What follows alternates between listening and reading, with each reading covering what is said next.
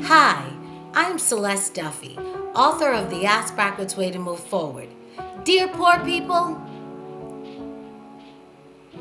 a lot of you have been asking me, what's the difference between class and status?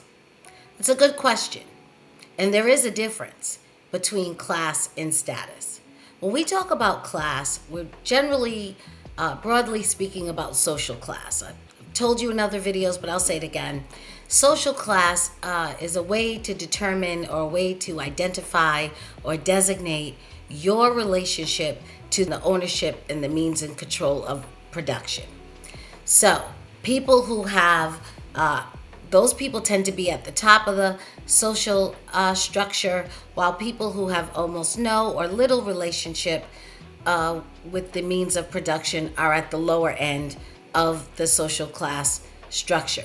So the question is, if we know that's what class is, well, what is social status? Social status is something that tends to be used by the poor.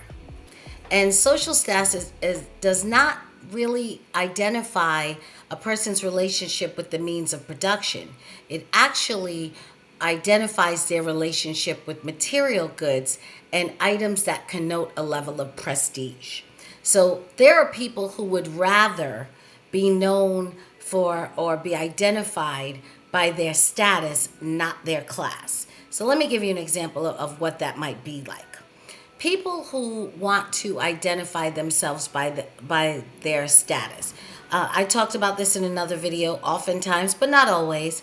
Go into debt, buy fancy education, fancy cars, fancy homes, designer clothes. There are many, many things you can do as long as those material goods connote a level of prestige. People are not doing this. They're not identifying by their social status to not look good and fashionable and on top. No one's doing that. The items that they're buying are items that have a level of prestige attached to them, and that's why they're valuable to them. And so that's the difference. There are people who have are defined or identified by their class, and we said this before and I'm saying it again. Class is not only just your relationship, that's a broad way of thinking of it, but specifically it's also your relationship to a shared value system. People who are looking to identify themselves by a social status are not looking to find out if there's a shared value system, because there isn't. The only value system there is for those people who are seeking social status is that they all agree that these items, whatever they may be, carry a level of prestige. That's the agreement there, and that's it. There's nothing else they agree upon. People who are a member of a social class have a list of agreements. We believe in marriage. We believe in a particular religion. We all believe in going or attaining a certain level of education. Life. Every area of people activity is touched by the values of that class. So I can give you a quick example. I know some folks, good friends of mine, who say things like, well, I put my cards on the table, or I have no cut card. I just found out what that meant a few years ago. I had no cut card. I'd never heard that before. But apparently it's a big deal to not have a cut card. And what that means is that when you think something, when you feel something, if there's something on your chest, you let it off. You get it off. You don't spare. You don't hold back. At that moment, at that time, it's time for somebody to be told and get told, or as they say now, you need to get them together. So it's time to get folks together. That's an attitude and a belief system that also goes along with a particular class. There are other classes of people who absolutely believe, train their children, and model the behavior of being restrained in conversation. And in fact, when you talk to them, you think to yourself, wow, I've had a 10, 15 minute, 20 minute conversation with that person, but I really don't know much about them. I don't know what they think. I'm not sure what their likes or dislikes are. I don't know anything about their preferences.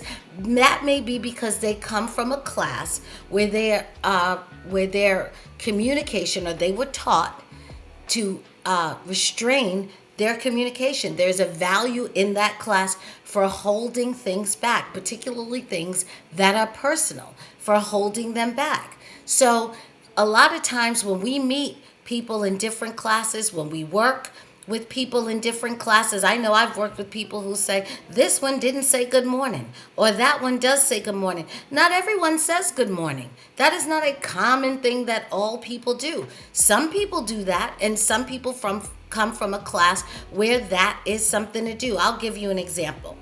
So I grew up in Providence, Rhode Island.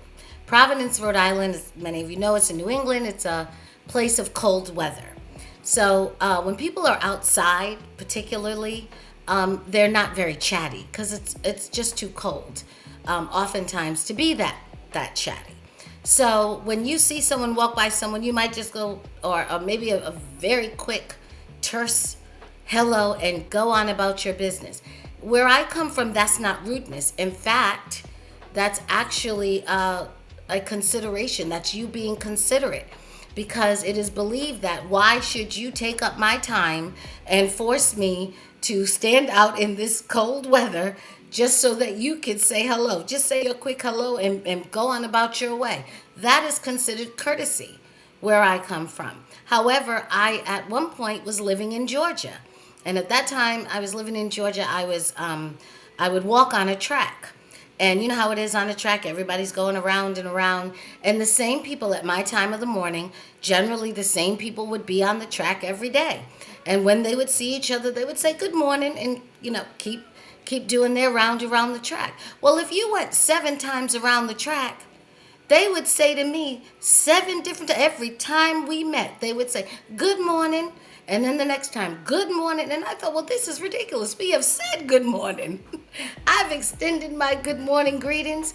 You've accepted them and extended them back. For what reason do we need to continue to do this? But that was the culture. That was the class that everyone there was from. That was their value system. And I started every morning when I would see them, no matter how many times around the track I went, I would say good morning. So a lot of times what we think of as other things, you might call it sexism, you can call it racism, you may call it a whole bunch of other stuff. We put labels on names for things that might just be you're not in their class. Thank you for watching. If you like this video, remember to like, share, subscribe, and don't forget to hit the notification button so you'll know when I drop another video. I am Celeste Duffie, author of The Ass Backwards Way to Move Forward, and this is Dear Poor People.